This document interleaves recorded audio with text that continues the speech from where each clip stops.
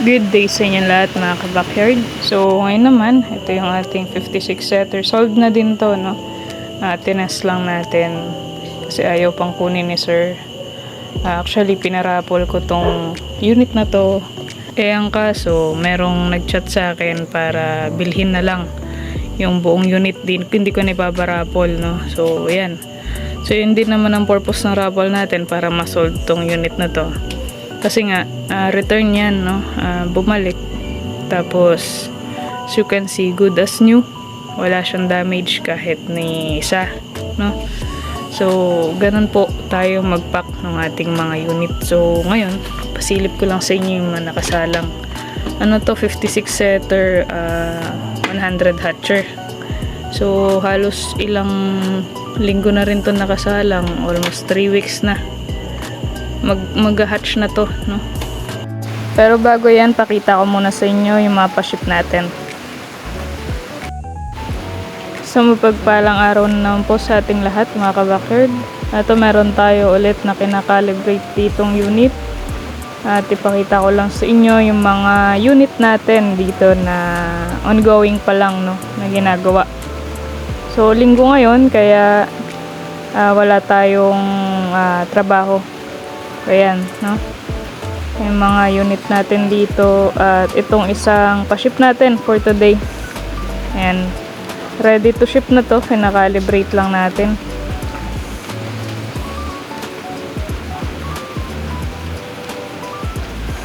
So, ayan siya. 2 layer yan. 112 capacity yung kanyang setter. Which is, pag sinabi po kasing setter, mga ka-backyard, yun yung doon nag-i-stay yung itlog from 1 to 18 days. Then yung hatcher niya, doon naman na ililipat yung itlog after 18 days, no? Doon na siya mag-hatch. Kasi yung iba hindi nila alam yung setter at hatcher kung anong pinagkaiba. So, setter, ibig sabihin, yun yung iikot yung itlog every 4 hours. Tapos yung hatcher, doon naman nililipat yung itlog after 18 days. So, yan. Meron tayo dito ang katatapos lang natin i-wiring. So, ito yung budget meal natin na 2 layer. 192 capacity. Meron na tong timer para automatic yung swing. Hindi sabay sa fan. Kapag kasi sabay sa fan, hindi tayo makakapagpapisa. Mayat maya nagsiswing yung ating egg tray. So, kailangan talaga natin ng timer. Di ba hindi na naglalagay niyan, sinasabay na sa ilaw. Sinasabay sa ilaw yung pag-swing. Pag on ng ilaw, swing yung tray. Hindi tayo makakapagpapisa pag ganun, no? Yan. Kasi tinitipid nila, hindi sila naglalagay ng timer. So, ayan. Sinasabay na nila sa ilaw yung pag-swing ng tray.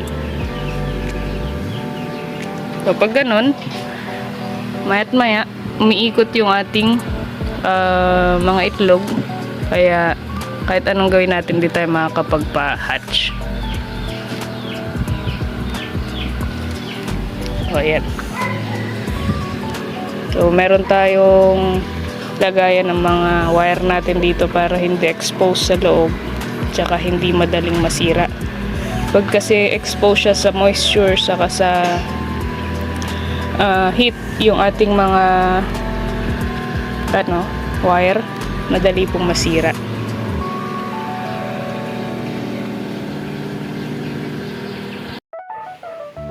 So, ito na yung kaninang pinakita ko sa inyo. Nalagyan na natin siya ng pintuan at cover na natin yung kanyang compartment, no? Kung saan nakalagay yung kanyang wiring system. So, yan. Yung nature niya, good to go na din yan, ano? So, ganyan lang po. Sa mga interesado, mag-message lamang kayo sa ating Facebook page, Ka-Backyard Official, at sa mga numero na nasa baba. So, 2 weeks mahigit na nakasalang to, mga nandito. Ayan siya. Ito Ito yung ating hatcher. Wala pang nakalagay.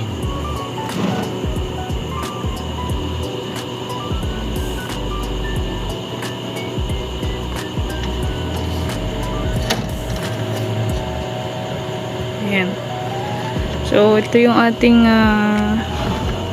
papaship na unit. So, 2 days na lang mag-stay dito yung mga itlog na to. Then, ililipat ko na. Hindi ko na sila diyan ipapahatch kasi madudumihan yung incubator. So, nga pala sa mga nakabili ng mga incubator na ganito, advice ko lang po, lagyan nyo po ng kahit na dyaryo lang sa ilalim. Kasi, kapag may nag-hatch, ang nangyayari, dumudumi po yung ilalim, no? Yung ibang user, gamit lang ng gamit, hindi nila nililinis. Kaya ang nangyayari po kapag nakatatlong salang na sila, then nakapagpa-hatch ng 3 beses, yung pang-apat humihina na po yung hatching rate. Bakit? Kasi nag-build up na po yung mga bakterya sa loob ng ating incubator. Kaya yun po, maintain natin yung kalinisan ng ating unit para nang sa ganun ma-maintain din yung hatching rate ng ating incubator. Kasi kapag maraming dumi, naapektuhan din po yung mga nakasalang. Madalas hindi napipisa kasi nga po marami ng bakterya. Sara ko lang, then bukas mag-candling tayo. Medyo pagod ako ngayong araw, kaya bukas na tayo magka-candling. Ayan, pakita ko lang sa inyo yung mga kanina nakapagpa-ship ako ng 5 unit. Then ngayon ito, sa susunod na araw yan matatapos. Tapos ito may kinakalibrate ako dito na isa. Ayan, ito templado na yan ang ating incubator. So, meron pa dyan sa baba, papaship yan.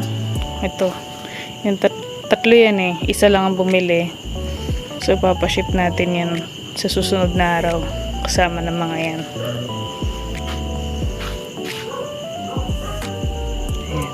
So bukas na tayo magka-candling. Magkano lang ako ngayon, magka-calibrate.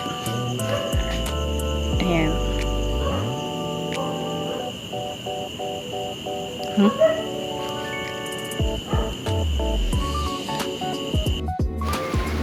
So ayan, good as new, bound to Negros Occidental.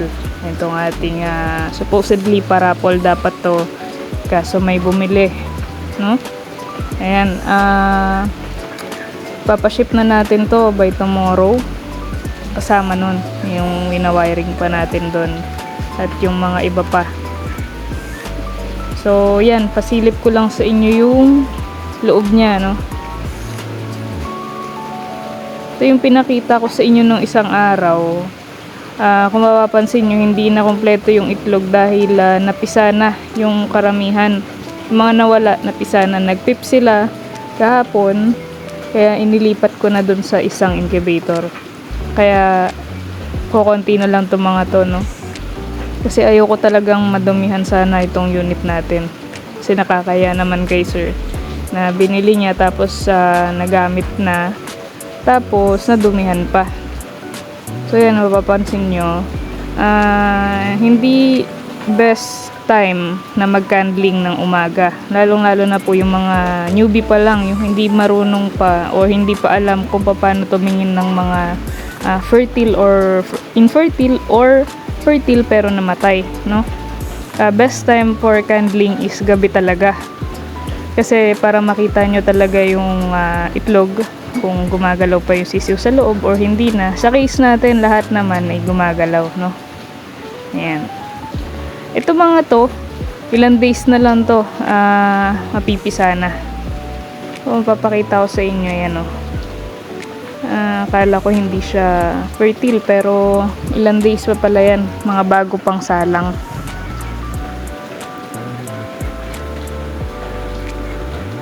Ayan, lahat naman fertile. Ililipat ko na itong mga to para doon na mapisa. Hindi na magaya dun sa mga kasama nila na halos dito na mag-hatch, no?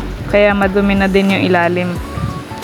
Tinanggal ko yung hatchery tray, pero ilalagay ko mamaya para ma-prepare na para bukas ipaship na itong unit natin. So gusto lang naman din ni sir, ito fully paid na to, no? Gusto niya lang makita na nakapagpa-hatch tayo dito.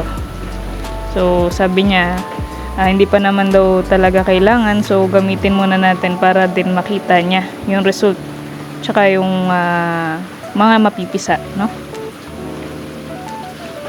So yan ang ating unit. So good to go itong ating unit.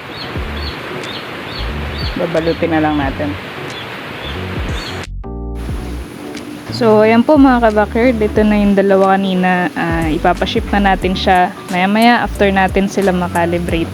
So ganyan po tayong magpaship ng mga unit natin, ano, hindi natin hinahayaan na hindi sila mag-undergo ng calibration. Kasi ano pang silbi ng pagbili nyo ng incubator kung useless din naman, saka hindi nyo mapapakinabangan. So magsasayang lang po kayo ng pera kung hindi rin siya makakapagpapisa, no? Pero syempre, pinaka-importante din sa lahat, mag-research din po kayo, no, bago kayo gumamit na isang produkto gaya ng incubator, dahil hindi rin po biro, no? So dapat at least meron kang kaunting kaalaman sa paggamit nito. So wag nyo lang pong i-rely doon sa maker yung paggamit, no? Hindi naman porket plug and play na lang po. At least dapat alam natin yung basic. So yun lamang po sa ngayon mga ka-backyard. Happy farming and happy breeding po sa ating lahat.